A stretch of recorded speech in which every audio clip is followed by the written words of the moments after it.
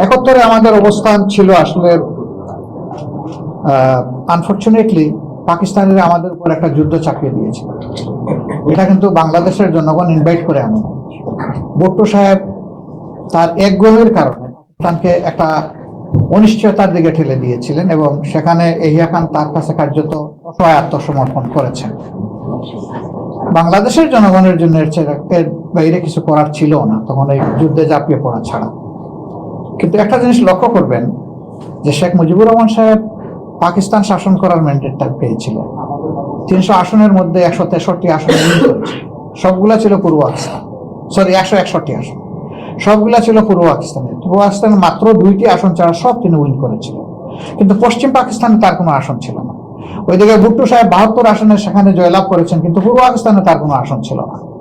তো উনি আজগুবি দাবি করে বসলেন যে শেখ মুজিব যেমন পশ্চিম পাকিস্তানে কোনো আসন পান নাই, আমিও তেমন পূর্ব পাকিস্তানে আসন পাই নাই, কাজেই দুই অংশ শাসন করার এখতিয়ার জনগণ আমাদের কাউকে দেয় নাই। সুতরাং তিনি হবেন পূর্বের প্রধানমন্ত্রী, আমি হব পশ্চিমের প্রধানমন্ত্রী।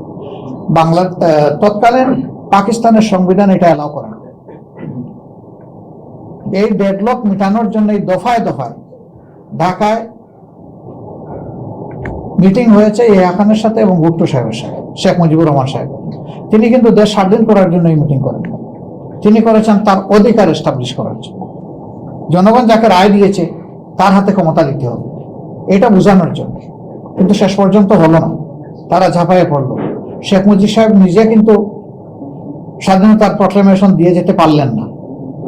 এটা শেখ মুজিব সাহেবের ঘনিষ্ঠতম সহচর, বন্ধু, সহকর্মী তাজউদ্দিন সাহেবের মেয়ে লিখেছেন তার নেতা এবং পিতাই বই। আপনারা আশা করি অনেকেই বইটা পড়েছেন। তিনি ড্রাফট নিয়ে গিয়েছিলেন, তিনি বলছেন না আমি সাইন করবো না, তুমি চলে যাও।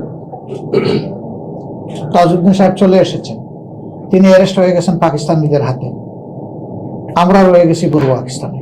এখন জিজ্ঞেস করতে পারেন 1 কোটি মানুষ ভারতে গেল, আপনারা গেলেন না কেন? আসলে আমাদের যাওয়ার কোনো রাস্তা ছিল না। বলবেন কেন রাস্তা থাকবে না? মৌলানা ভাসানী সাহেব বাংলাদেশের রাজনীতির অবিচ্ছেদ্য অংশ, তিনি কিন্তু ভারতে গিয়েছিলেন যুদ্ধ করার জন্য, 4 দিনের বেশি থাকতে পারেন না, এর মাঝে অ্যারেস্ট হয়ে গেছিলেন, তার জীবন বিপন্ন হওয়ার উপক্রম হয়েছিল। তিনি বাধ্য হয়েছিলেন ফিরে আসতে তৎকালীন পূর্ব পাকিস্তান। জীবনের ঝুঁকি নিয়ে তিনি থেকেছেন পূর্ব পাকিস্তান। তা কেন? তার নামের আগে মৌলানা আছে। তিনি কিন্তু সেই অর্থে কোনো মাদ্রাসায় পড়ুয়া মানুষ না। চর্চা ছিল তার ইসলামের উপরে কিছুটা, তার বেশভূষা ছিল মুসলমানদের মতো। তিনি একটা বিশেষ কায়দার টুপি পরতেন এবং খদ্দরের পাঞ্জাবি পরতেন, আর তার সহকর্মীরা তাকে মৌলানা বলেই অভিনন্দিত করত এবং তিনি সেটাতে কমফোর্ট ফিল করতেন। সেই লোকটাকে ভারত সহ্য করে নাই ভাই, আমারে সহ্য করতো। আমি অবশ্য তখন 12 বছরের শিশু, আমার কথা আমি বলছি না, আমি বলতেছি এরকম যারা আছে তাদেরকে সহ্য করতো না, তাদের কোনো জায়গা সেখানে ছিল না। ভারত যদি খোলা মনে এটা সুযোগ করে দিত তাহলে জাতিটা ইউনাইটেড থাকতো, এই জাতির মধ্যে কোনো ডিভিশন আসতো না। কিন্তু ভারত এটা না দেওয়ার কারণে স্বাভাবিকভাবেই এরা অসহায় এখানে পড়ে গেছেন। শেখ মুজিব সাহেব যেমন তার কিছুই করার ছিল না, তাকে বন্দি করে নিয়ে গেল পাকিস্তানে, আমাদেরও কিছু করার ছিল না, আমরা থেকে গেলাম এখানে। এখন আমরা কি করবো? জামাত ইসলামীকে মিন করতেছি, তাহলে জামাত ইসলামের জন্য পথ দুটো হলো, দেশের ভিতর থেকে তারা যুদ্ধ করবে পাকিস্তান সেনাবাহিনীর বিরুদ্ধে, আর না হয় তারা পক্ষ নেবে পাকিস্তান সেনাবাহিনী। মাঝখানে কিছু করার কোনো সুযোগ কোনো রাজনৈতিক দলের ছিল না। এই জন্য শুধু জামাত না, যারা এই ও দেশে যেতে পারেননি ইন্ডিয়ায়, তারা সকলেই কিন্তু এক পাকিস্তানের পক্ষে অবস্থান নিয়েছিলেন। কিন্তু বাকিদের প্রসঙ্গ আসে না। আমাদেরটা আসে কেন? আমাদেরটা আসে ওই কারণে যে বাকি দলগুলো ইতিমধ্যে তাদের কার্যক্রমের মাধ্যমে জাতির সামনে তারা নিজেদের অবস্থান সেইভাবে তুলে ধরতে পারেন। রাজনীতিতে এখন তাদের অবস্থানটা সেই রকম উল্লেখযোগ্য নয়। যেহেতু তাদের অবস্থানটা উল্লেখযোগ্য নয়, সেই কারণে তাদেরকে কেউ হেডেক হিসাবে নিচ্ছে না, তারা সবাই এখন সাবজেক্ট হিসাবে থেকে গেল জামাত ইসলামী। ইয়েস, জামাত ইসলামী ওয়ান পাকিস্তানের পক্ষে সাপোর্ট দিয়েছিল, এটা কোনো রাজনীতিতে অপরাধ না, তখন কিন্তু পাকিস্তানের অংশ ছিল পূর্ব পাকিস্তান। কিন্তু যদি কোনো অপরাধ ওনারা করে থাকেন, যেমন মানুষ খুন করে থাকেন, কারো বাড়িতে আগুন দিয়ে থাকেন, কারো সম্পদ লুণ্ঠন করেন, কারো ইজ্জতের উপরে হাত দেন, তাহলে অবশ্যই তাদের বিচার হওয়া উচিত। আপনারা সবাই জানেন স্বাধীনতার পরপরই শেখ মুজিবুর রহমান সাহেব দেশ শাসন করেছেন 4 বছর, সেখানে 42,000 মামলা হয়েছিল। কিন্তু যাদেরকে ওয়ার ক্রাইম ট্রাইব্যুনালের নামে বিচার করা হয়েছে তাদের কারোর তো নাম ছিল না। একমাত্র ইউসুফ সাহেবের নাম ছিল। সেই শেখ মুজিব সাহেব জীবিত থাকা অবস্থায় তিনি মামলা থেকে খালাস পেয়েছেন।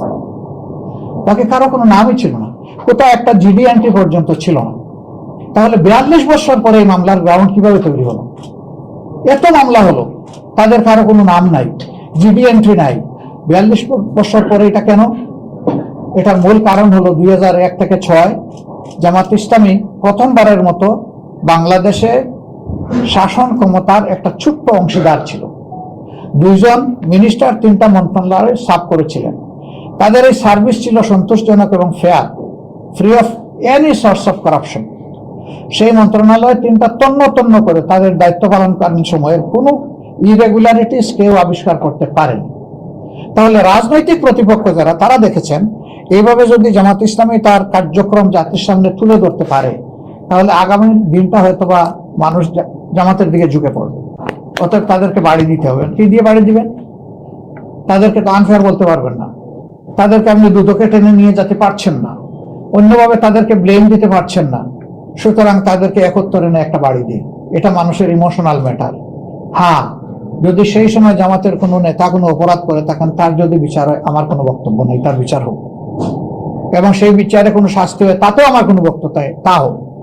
কিন্তু একজন যদি অপরাধ না করে, শুধু রাজনীতির কারণে যদি তিনি ভিক্টিমাইজড হন, এটা এর চাইতে বড় অপরাধ। এই নির্দিষ্ট অপরাধ করার জন্য যেটা হইতো তার শাস্তি, একজনকে অন্যায়ভাবে ভিক্টিমাইজ করা, এবং সেটি আমরা মনে করি হয়েছে। এই বিচারের ব্যাপারে অনেকেই আপত্তি তুলেছেন। আমি জাস্ট ব্রিটেনের একটা কোর্টের একটা বিষয় আপনাদের সামনে কোট করব। চৌধুরী মঈনুদ্দিনের একটা এই সংক্রান্ত বিচারের রায়ে এখানে আমাদের যে বিচারটা হয়েছে ওয়ার ক্রাইম ট্রাইব্যুনালের নামে, সেই বিচারের ব্যাপারে এখানকার জাজরা একটা অবজারভেশন দিয়েছে, it's a genocide of justice.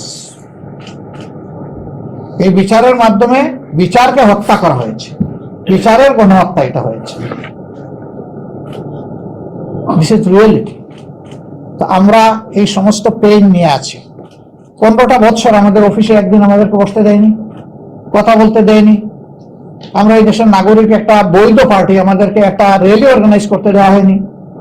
আমাদের কথা নিয়ে সাংবাদিকদের কাছে যেতে পারি নাই, তাদের মাধ্যমে জাতিকে বলতে পারি নাই, সাংবাদিকদের মনের কথাগুলো আমরা শুনতে পারি নাই, তাদের মাধ্যমে জাতির কথা আমাদের কাছে আসবে, এটাও পথ বন্ধ ছিল।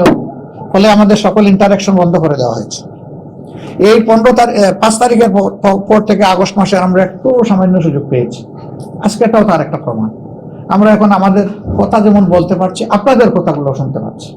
এইভাবে যখন ইন্টারাকশন আমাদের বেশি বেশি করে হবে, তখন আমাদের ব্যাপারে মিস প্রপাগান্ডা এবং মিথ যেগুলো আছে, ইনশাল্লাহ আমরা আশা করি দূর হবে। আর আমরা যদি কোনো ভুল করে থাকি, সত্যি যদি এটা উইদাউট এনি কোয়েশ্চেন এটা যদি প্রমাণ হয় সন্দেহাতীত ভাবে, আমি দায়িত্ব নিচ্ছি, আমি ক্ষমা চাবো জাতির কাছে ইনশাআল্লাহ।